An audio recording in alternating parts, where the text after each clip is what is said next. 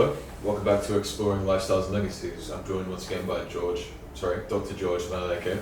That's all right. I'm still George, yes. Doctor is my title, but I'm still George, yeah. And today's topic is an incident that actually happened in Spain about vitamin D overdose due to a miscreation of vitamin D formulation, yeah. Something that was sold online, yes. So, to start off, so it all makes sense, yeah. What is vitamin D and why is it so important to our health? Okay, so vitamin D is one of the important vitamins we have in our body, and it helps to absorb calcium so that we have strong bones. It supports our muscles, our muscle function, and the immune system, and it may protect us against some cancers. Yeah. Okay. Yes. So it's very good for you by the sound of things. Yes. So going back to Spain, what happened there? Okay, so in the Balearic Islands, 16 people were actually hospitalized after taking wrongly formulated vitamin D pills that they bought online. They started developing nausea, kidney failure, and dangerously high levels of calcium, which Right. is quite serious. Yeah. So how can this thing that is good for you normally in such an excessive amount be so detrimental? Okay, is because our body functions with, I'm sure if you did biology, you heard of the term homeostasis, right? Yeah, homeostasis. It needs certain things a certain amount. Above those levels, they become toxic. So most adults usually need about 400 international units to 2,000 international units per day, depending with what's happening with their body. Okay. But only tests can confirm whether you've got deficiency or not. So what happens is people these days, they just believe that more is better, but more can actually be quite toxic. Okay. So of course, As you you were saying said out on this occasion, yeah. You were saying this before, I guess, when it comes to health, everything in moderation, everything in the stable amounts, never to excess. Above moderation, we are saying always consult your healthcare, your registered healthcare practitioner, because no doctor is just going to prescribe you vitamin D without checking your blood levels. Yeah, That will be something we don't actually do.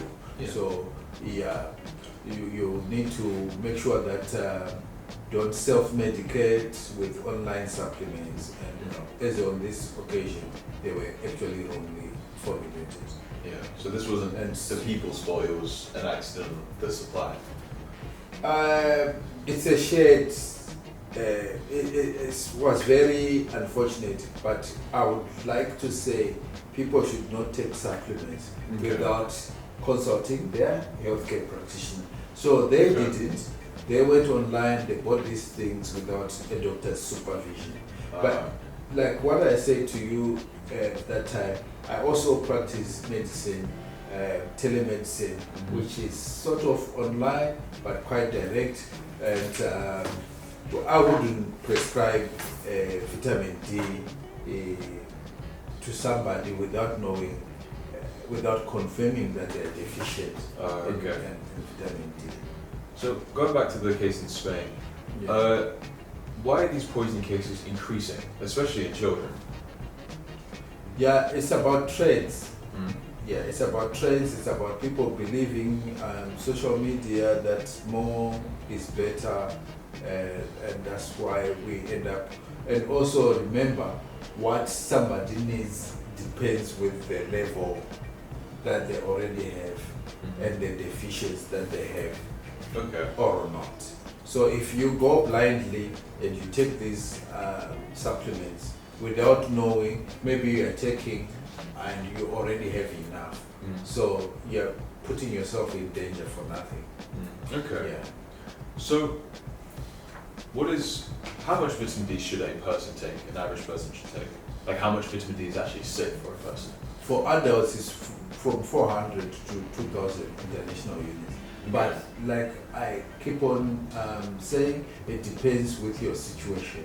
It depends with what you already have inside you. Okay. Whether you need that supplementation at all or not. Okay. Yeah. Are children at a higher risk of vitamin D overdose? And also, can a vitamin D overdose happen naturally? Or does it only occur when there's an excess, like through a supplement or something? Sadly, for children, most of the time they don't choose to take these things. Sure. You know, it will be like the parents at fault because parents are just believing that more is better. Yeah. Which is where it works unlucky for the children, really. Yeah, it's unfortunate. Yeah. So, okay. Obviously, a person doesn't only get vitamin D through supplements. What are the natural ways a person can get vitamin D? The most natural way of you to get vitamin D is to be in the sun. We believe, we know that even up to just 3 minutes exposure per day in the sun is enough. So you find that in Europe, the use of vitamin D increases a little bit because our daylight is much reduced, isn't it? Like today it's been cloudy, we didn't see the sun at all. So it means that people who have like naturally lower levels of vitamin D can dip into the negative and would require supplementation. But remember, this is all has to be done very scientifically. You just need to have your blood tests done. So like always, see your GP, make sure you go through a professional first before you take any supplements. Precisely. Okay. Yeah. So, is it only the sun that can give someone vitamin D? Is there any food, any nutrition someone can do something with their diet, or is it just sunlight? And, well, actually answer that first.